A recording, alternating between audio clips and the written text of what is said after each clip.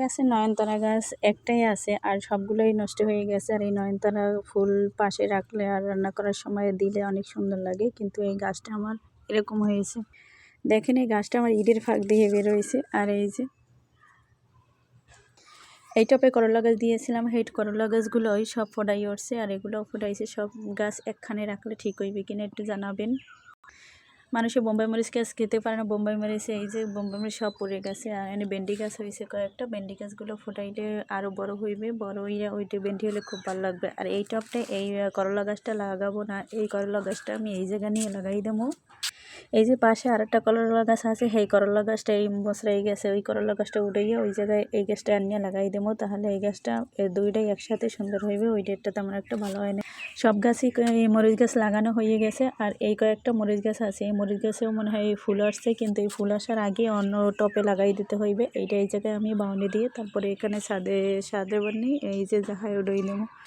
বেগুন গাছে ফুল আইছে, কিন্তু রোজাও চলে যাইতেছে। এই বেগুন গাছের ফুল এগুলো পরে খাওয়া হইবে, এগুলো এখন আর হইবে না। যখন 6 রোজার হইবে তখন এই ফুল দিয়ে তারপরে ওখানে সব খাওয়াবো। আর এই যে আমার লাউ গাছটা উপরে উঠতে আছে মাশাআল্লাহ কইয়া, এখন অনেকটু বাকি আছে, এই যে অল্প একটু বাকি আছে। তাহলে যাহাই উঠে যাইবে, লাউ গাছটার জন্য দোয়া করবে।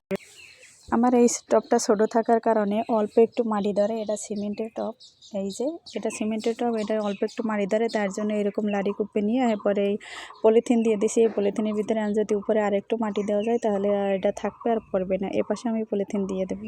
একটা টপে অনেকগুলো মরিচ গাছ লাগাইছি, ভাবতেছি এই মরিচ গাছ একটা টপে সব দেওয়া ঠিক হবে কিনা। এগুলো উঠাইয়ে অন্য টপে লাগাবো, তাহলে কিন্তু টপ আরও বানাইতে হইবে। চাইছি অল্প টপেই আমি অনেক কিছু চেঞ্জ করে এলামও, অল্প টপ রাখবো, বেশি টপ রাখবো না। কিন্তু কাজ হইবে কি, আমার অল্প টপ কাম হইবে না। মরিচেরা দেখতে তো পুরানিশ হয় না, আরও বেশি করে লাগান লাগবে। টমেটো গাছ প্রায় শেষের দিকে, আর এই টমেটো গাছগুলো সব এককাল ভাঙি চুরে নিচে পড়ছে, কিন্তু এখানে ভালোই টমেটো হয়েছে, চিনায় না। এই টমেটোগুলো নিয়ে নিয়ে আমি সবসময় তরকারিতে দিয়ে এমনি খাই। আর এখানে মাশাআল্লাহ কইয়া মরিচগুলোও ভালো ধরছে। সবাই দোয়া করবেন মরিচগুলো যেন ভালো। মেহেন্দি গাছগুলো অনেক বড় হয়ে যায়, এই মেহেন্দি গাছগুলো আমি কাটিয়ে হালাই দিই, নাইলে ডালগুলো রাখিয়ে দিলে অনেক মাটির প্রয়োজন হয়। যেহেতু টব এরকম একটার মধ্যে আরেকটা দিয়ে দিয়েছি, আর এই টবের কারণেই আমার এই মরিচ গাছটা তেমন একটা বড় হইতে আসে না। এটা খাবার দিতে হইবে, তাহলে মেহেন্দি গাছটাও তাহলে বড় হইবে। আর এই মেহেন্দি গাছটা এইখানে বড় ডালটা কাটিয়ে দেওয়ার কারণে আর চারিদিক দিয়ে আমার এরকম ডাল ছাড়তে আছে, আর এই ডাল দিয়েই আমার অনেক মেহেন্দি হইবে। মেহেন্দি হইলে তাহলে তো সুন্দর হবে। এটা হচ্ছে 9টার ফুল গাছ, বুঝছি 9টার ফুল এখনও ফুটে নাই, ফুটবে।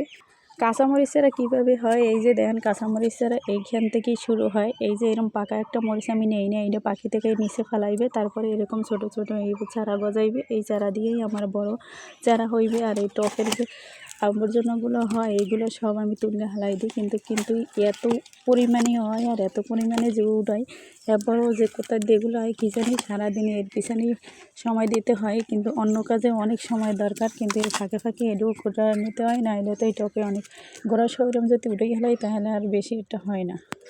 সব কিছুই ছাদে ভালো হয়। এরকম কয়েকটা টপ আর এরকম ফুল সহ কয়েকটা গাছ নিচে নিয়েছিলাম, কিন্তু নিচে পর সেগুলো তেমন একটা ফুল ফোটে না। আর ফুটবেও বা কেমনি, এরকম কলি থাকলে আমার ছোটো মেয়ে সব ছিঁড়ে ফেলা, এই জন্য তো তেমন একটা আমার কলি থাকে না।